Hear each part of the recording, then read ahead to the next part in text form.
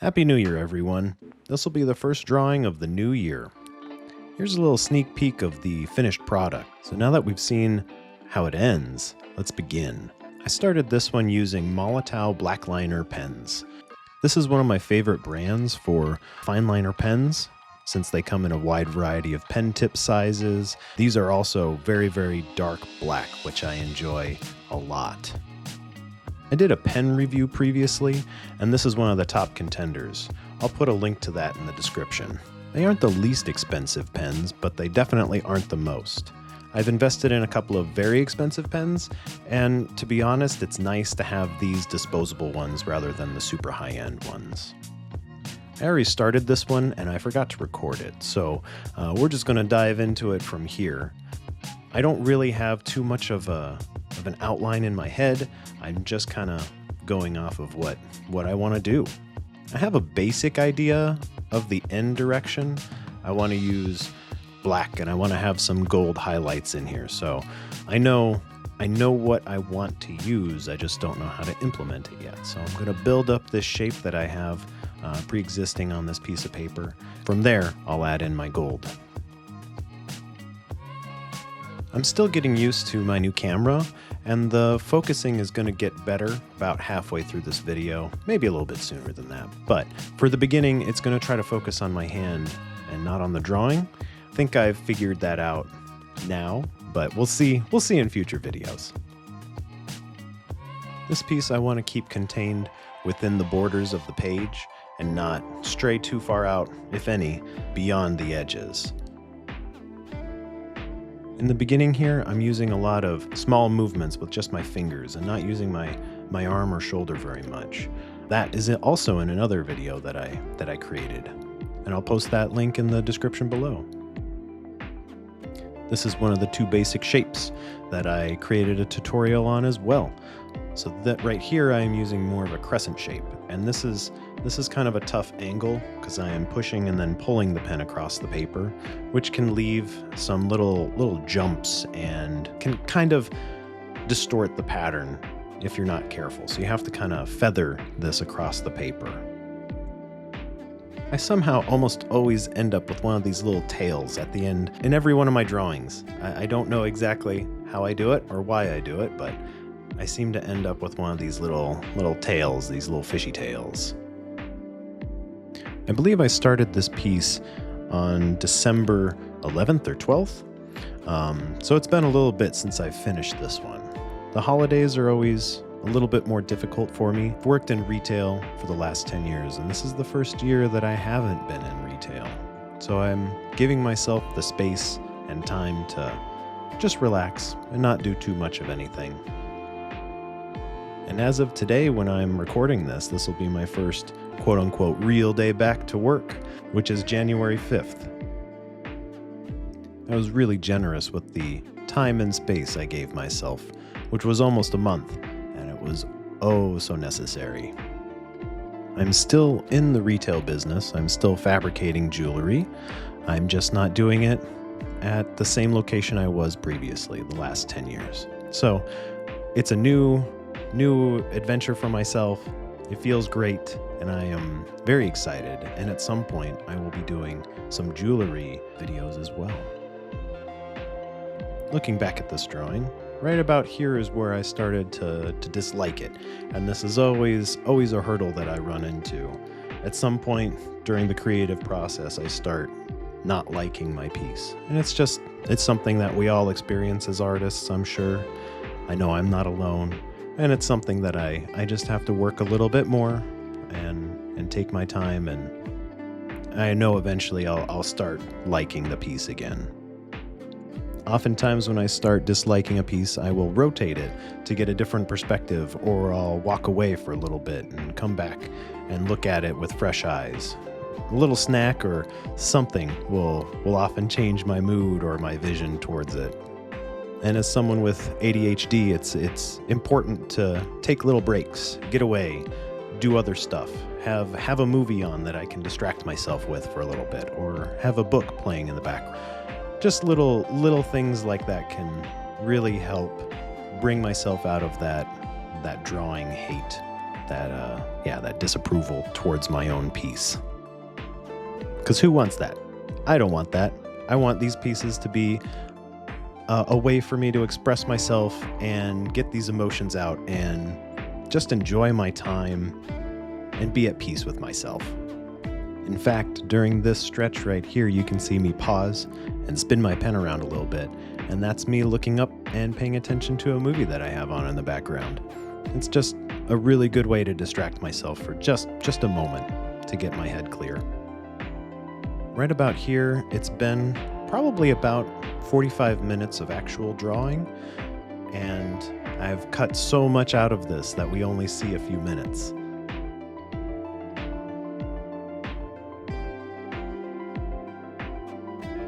This is an important part right here.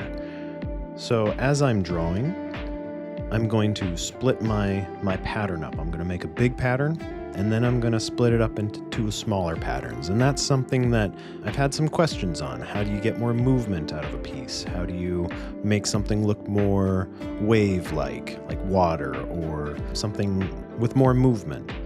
And this is one way where you dip the lines in towards each other at a certain point, and you split your pattern up by making one pen stroke, and that way it's all one movement of the hand, one stroke of the pen. You can really see it in these last few passes that I make.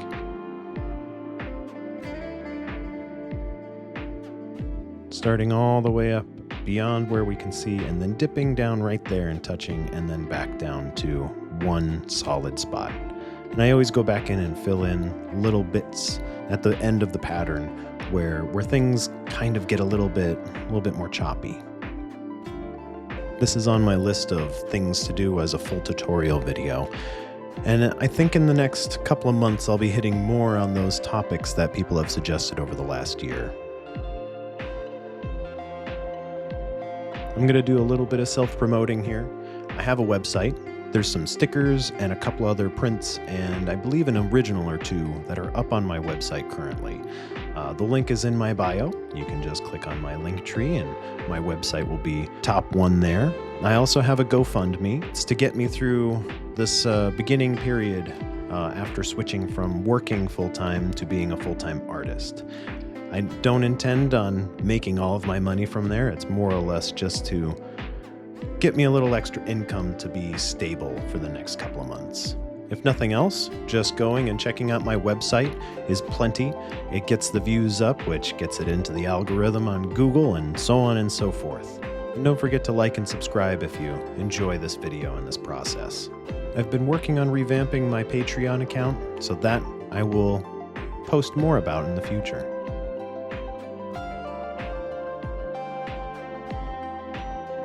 But back to the drawing, right here, that one line that I just put down. I think I had to attend to something, a cat or something or other. So I go back over the line and you can see that the pattern has been disrupted. This is something that I don't enjoy, and it's hard to fix because one line that's out of alignment like that can really draw someone's eye exactly to that spot. So this is one of those little mistakes that you just kind of roll with. And I have some tricks and tips that I can easily cover that up. I just need to fill in a little bit more of this space with more pattern to give me that room to do it. That was a lot of words just to say I can fix this. Zoomed in, you can really see that mistake, but once we get out right about here, it's a lot harder to see, and it makes things a lot less noticeable. This last line that I put down doesn't connect, and I try to fix it here, but I just make it worse. So I go back in and I fill it in with more and more pattern to distract the eye from that little mistake. I've been told more than once that my pieces are without any sort of mistake, or they're more or less flawless, and I always say no, they're not. If you look hard enough, they're riddled with issues and problems, but if you just are persistent and go with the flow and listen to the inner Bob Ross, happy little accidents, you know that it'll all fix itself in the end. I haven't run into a catastrophic failure or such a large mistake that I haven't been able to fix it in a very long time. Every once in a while, a cat will jump up into my lap while I'm drawing, and that will cause something to happen, but for the most part, those are mistakes that are fixable as well. And then it just adds to the story of the drawing. The overall piece gets modified by an outside source, such as a cat jumping into my lap. This part that we're looking at here is the part that I really do not like. And I still don't really like it, but as I smooth out the pattern, it feels better. I don't like this hook to the left, and I don't like the way that underneath that hook is kind of messy and ugly. So as I go on, I try to fill it out on the opposite side to make me like it more. Because in the end, all of these drawings are just for me. I don't draw for somebody or for attention. I just draw because it's what's inside me. And these are the last few lines that I put down in black. This is my favorite metallic gold marker on the market. I've tried quite a few, but in the end, this one just comes out on top. It's Elmer's brand, just like the glue. It is a pump paint marker, so it's an acrylic paint that you have to fill the tip with. It's really stinky, so I would say get it into a well-ventilated area before you put some down, or turn on a fan. That would be the absolute best.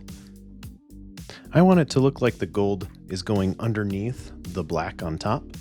So I'm going to just fill in the pattern as best I can and not run into any of that black pattern. The next few minutes are me just spinning the piece of paper around and filling it in as best I can. So I'm gonna be quiet for the next few minutes and let it roll.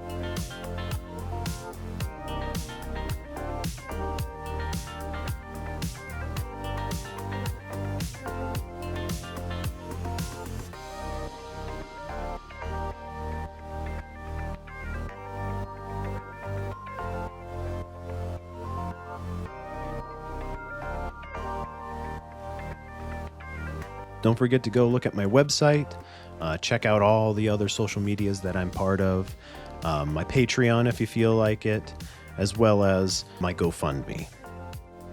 And here's the money shots of this piece. I really like the way this one turned out. The gold is very, very contrasting to the black, and it adds so much dimension for so little work. Thank you again so much for watching, and we'll see you in the next one.